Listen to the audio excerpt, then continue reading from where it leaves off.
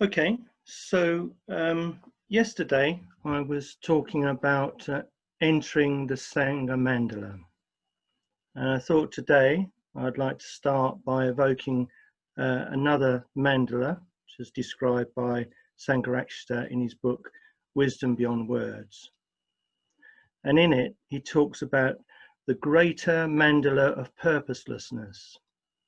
He says this: the greater mandala is created through a response to the world that is aesthetic and appreciative rather than utilitarian.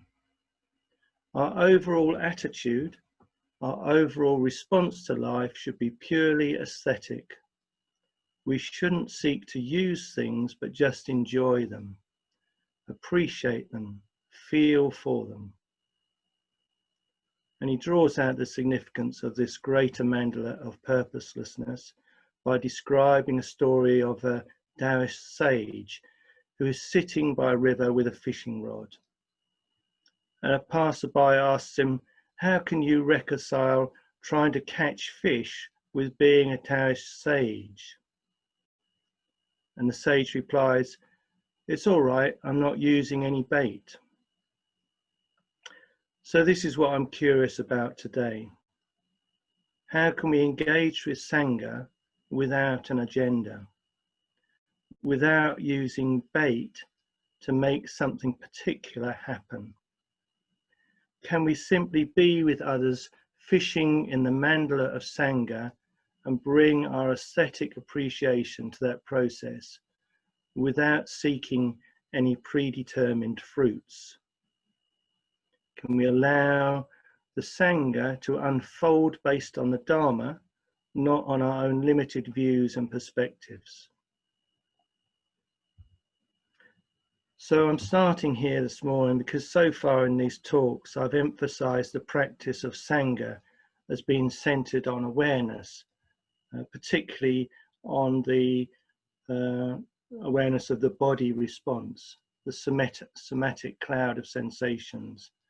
And today I want to expand that perspective out by placing the somatic cloud within the larger context of imagination, art and ritual. And I want to weave into what we might poetically describe as a sense of other power, as this might help expand our perception of the abundant potential of this, the Sangha mandala that we're exploring this week. So to do that, I was talking about the abundant potential of the Sangha mandala. And I'm wanting to celebrate that what arises between us, beyond us, is arising in a matrix of interconnectedness. So we're coming to know and embody the Dharma through that which arises between us. Meaning, knowing, insight and clear seeing manifests through our relational lives. And the core practice that I'm going to be pointing out today is developing sensitivity to what's described as liminal space. So I'm going to be talking mostly about liminal space this morning. So this term liminal comes from the Latin, which means limen or threshold. And the liminal space is really the in-between or the place of transition. And I'm using it in the sense of threshold or doorway. It was first coined by an anthropologist called Victor Turner, and he used it primarily in relationship to ritual. So he witnessed that how transitions were marked by rituals in traditional societies. For instance, he talked about the ritual of marking the transition from childhood to adulthood that was enacted at puberty. So he described here how the initiates would be led from the protective confines and norms of the village and guided into a ritual space where the old relational patterns were shown in a new light. and those which no longer served were released. And this primarily was achieved by stepping into the unknown, where new resources would have to be discovered by the initiates, often through trials, challenges, and difficulties. And this phase, this middle phase of the ritual, Turner described as the liminal space. So the young adult would be invited or called into a new worldview, guided by the elders. And after a phase of absorption of these experiences in the liminal space, the now adults will be led back into the village, back into the world, and were celebrated. And this is really the process of the spiritual life. We leave behind the known and we travel to the in-between. We move beyond the patterns, the confines of our patterns, and then we return into a new form. And this process is at the heart of ritual. It means through which this is the means, ritual is the means through which we are initiated into new ways of seeing and knowing. The ritual space is where we revision our life. And of course, this is the pattern of puja. And it can also be seen in an approach to meditation. But I hope it's also clear that it has a relationship to art and creativity in general. Art always initiates us into new ways of seeing, new ways of knowing. But perhaps here, this morning, the main thing in terms of liminal space on this retreat is acknowledging that entering the liminal space is really at the heart of the practice of Sangha.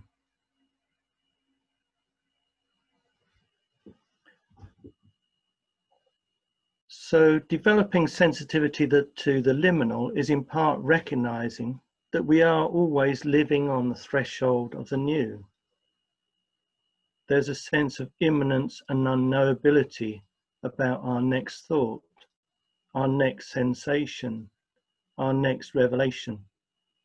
So of course, apart from the title, you didn't know what I was going to be saying this morning, and actually neither did I until I got up this morning. And this might be in contrast to the fantasy that we tend to create, that somehow we know the future and we're in control of it by wishing it to be a certain way.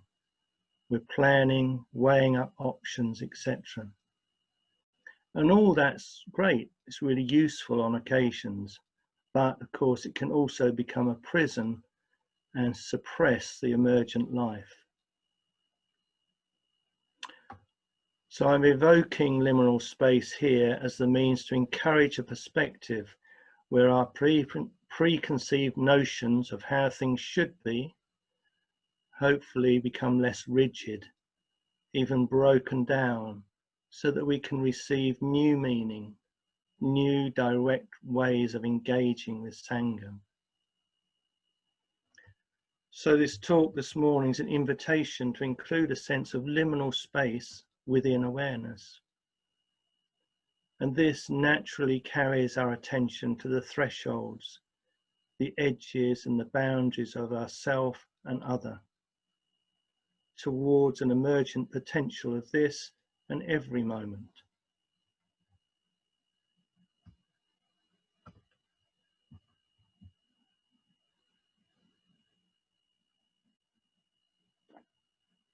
I'm hoping by talking about liminal space, we might get a sense of what we describe as ourself or even Sangha is a helpful construct, but it is only a construct. It's something that we've fabricated for our safety and so that we can function in the relational world.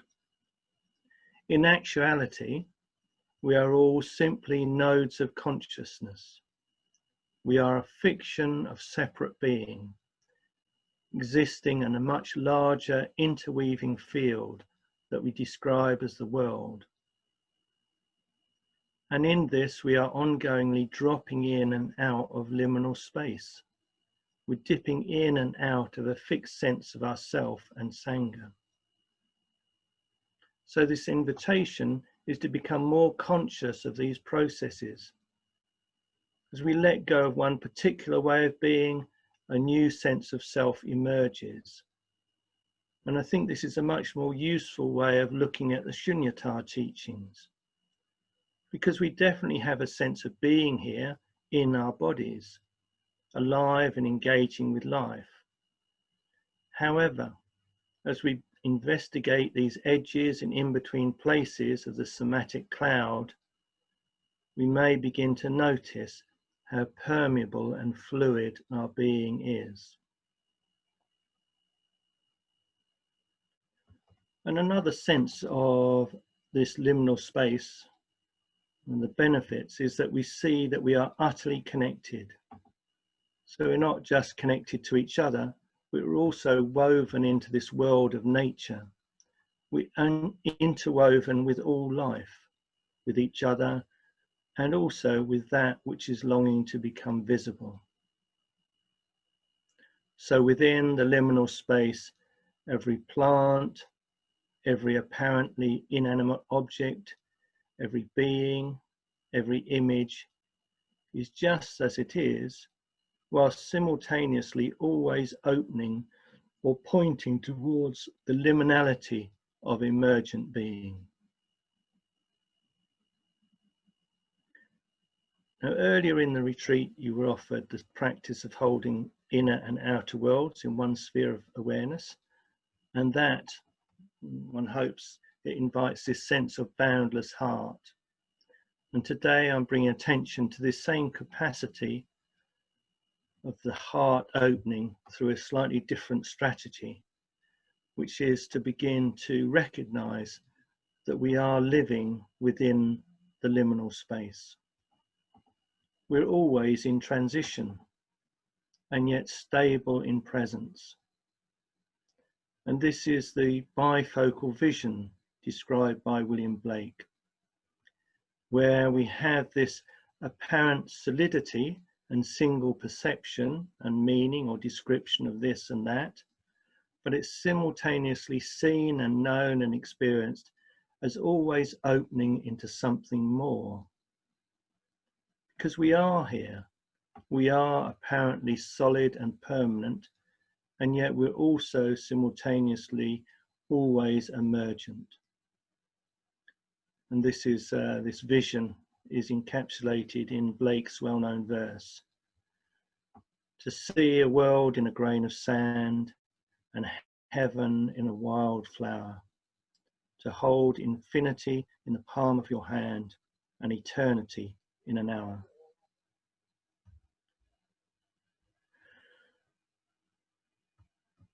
With this quality of what might be described as imaginal or poetic engagement with Sangha, the fullness and the particularities of what is manifesting are always unfolding into further meaning and significance. So what we might discover, or are discovering, is that the ordinary moments of embodied life transform as we step onto the threshold and know in direct experience what is sometimes described as suchness. So this term suchness describes a sense of fullness or wholeness, completeness to the sensation. Appearances don't need to be anything other than the way they are. The world, ourselves, our experience in this moment is whole and vibrating and resonant with significance just as it is.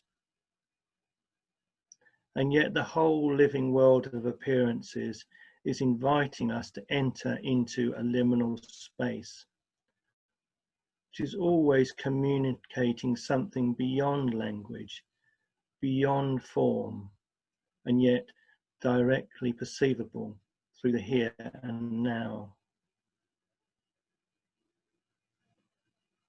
So we might describe the practice of Sangha as trying to serve with bifocal vision through our imaginal eye that which appears to be always beyond us and which is always wanting to become known right here and now. And we serve this mystery by becoming sensitive to liminal space, by witnessing, embodying and responding to that which is always moving towards us, always emerging within and between sensation and experience. So in this way, we can see the mandala of Sangha becomes like a co-created work of art. We heighten our sensitivity and curiosity to the liminal, so that that which is seeking to be witnessed and known can be revealed, can be discovered.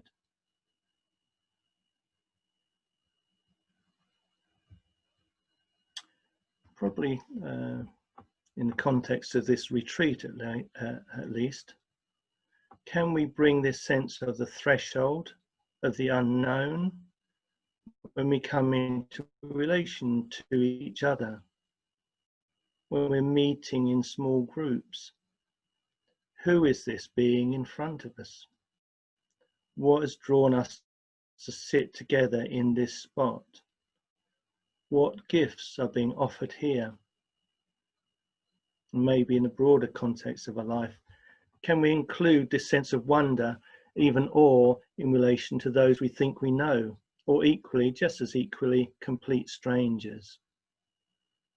I say this is the heart of Sangha practice, that we step towards each other into the unknown, consciously stepping into liminal space with each other. This can then enliven the collective field of awareness we establish between us. Because the practice of Sangha is in some ways very simple. It's primarily simply being with, listening and witnessing, and sitting in this cremation ground of not knowing, and waiting for the visitation or the unfolding of small revelations. So maybe a few examples. So without having necessarily to do anything with these things, these experiences, but can we notice in ourselves or the other the odd phrase that seems to stand out in a long conversation, or that which seems to be present within the conversation but remains unspoken? So what is that? Or we might notice a change of energy in the voice, or maybe the apparently incongruous movement of hands or eyes. What meaning is emerging here? And can we relish those moments when someone, in talking about their own experience, seems to be articulating or making clear our own experience to us?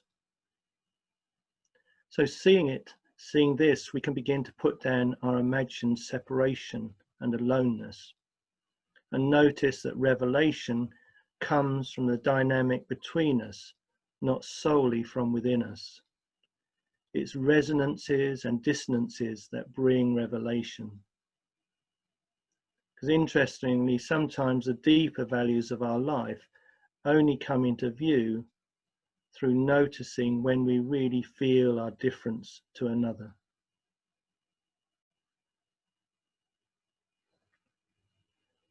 I probably should also include the meetings with the different aspects of our inner world. This is also can become a liminal space. So probably we'll all know those revelations that arise maybe just as we're eating our breakfast and calling back some dream image that we're sitting with. Or maybe in meditation, a body memory seems to appear and open into us quite naturally. It's just there before us. We don't need to do anything particular, but we simply allow the revelation to unfold. And then again, there's the natural world. Maybe whilst out walking, we're stopped in our tracks by some particular configuration of shape or light or texture.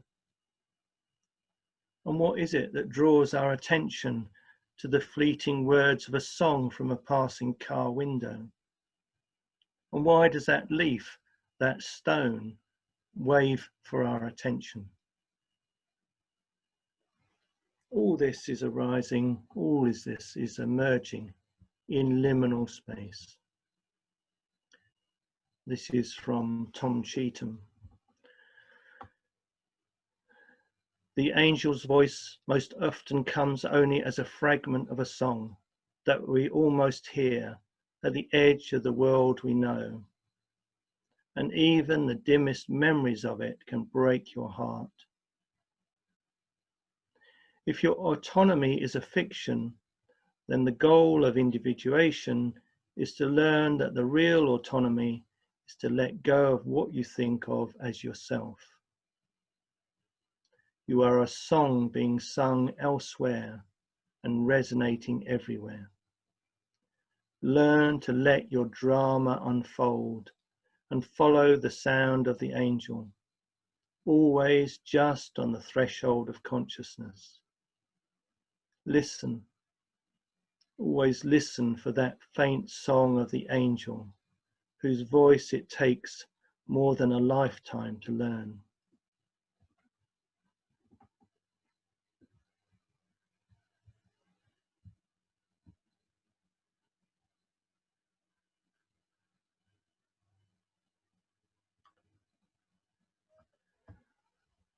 So I'm just going to change mode slightly.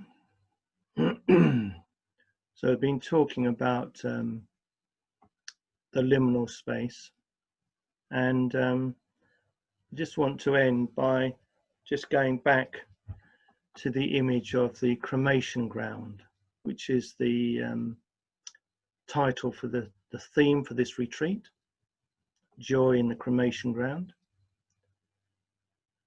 So we are at the midpoint of the retreat now. And if we are fortunate enough, we will have spent some time in different combinations within the small discussion groups. And in those groups, it's obvious that we are meeting fellow members of the Sangha. Or are we? So who is really here? I'd really want to encourage you to soften our sense of each other. So we may think we know who's sitting here with us, but in some way that reduces the mystery of what we call other. In the Tibetan myths of Padmasambhava, the spiritual magician, he would often go to meditate in cremation grounds. And one of the reasons he was there is because in the cremation grounds, there are particular beings that seem to live and appear in these places. And one class of beings that I'm going to say a little bit about this morning is the Dakini. So the Dakini exists in liminal space. They are utterly free embodiments of direct, intuitive wisdom. Their name means sky dancer, and they dance in unbounded sky of spacious, lucid and boundless awareness. They dance in the cremation ground, drinking the bliss nectar of the wisdom of Shunyata. They carry wisdom, weapons that cut through delusion. They are mercurial, often in disguise, and yet always spontaneously manifesting wisdom. It's a short quote from Lama Solstrom.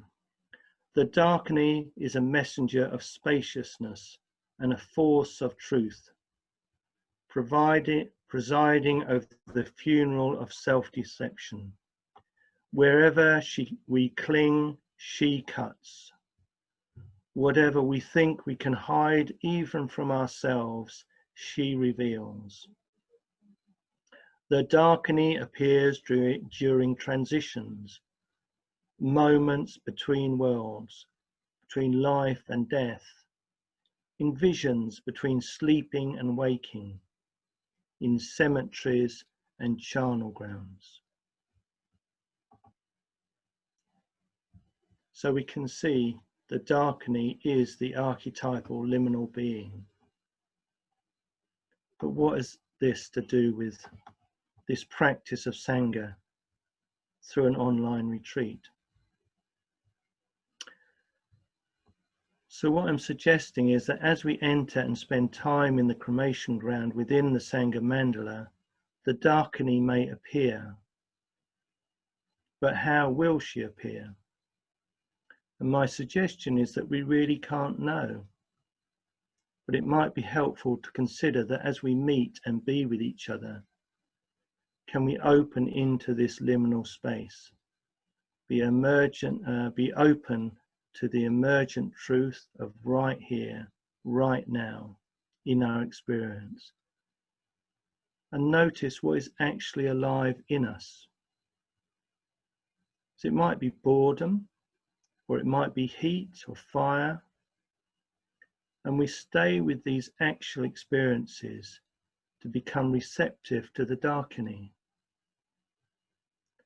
Whatever is alive in us can open us to this energy. And can we risk sharing our actual experience without causing harm? It may seem quite incongruous to what else is going on within the group. But we don't need to know why our experience is visible to us, within us. We simply need to trust that it is here. Trust our experience, because it may be a gift that we are carrying for another. So can we really be with and listen to each other? Listen to the other. What are they saying through their presence, their words or their quietness? And the more we can dance with each other with sensitivity to the liminal space, that which is on the edges of consciousness, that which is leading us beyond preconception, becomes available. And can we go there without shame or fear of what we are, either in our calling or in our responding, our talking or listening, or simply being? By trusting ourselves, we may unknowingly become a Dakini for the other.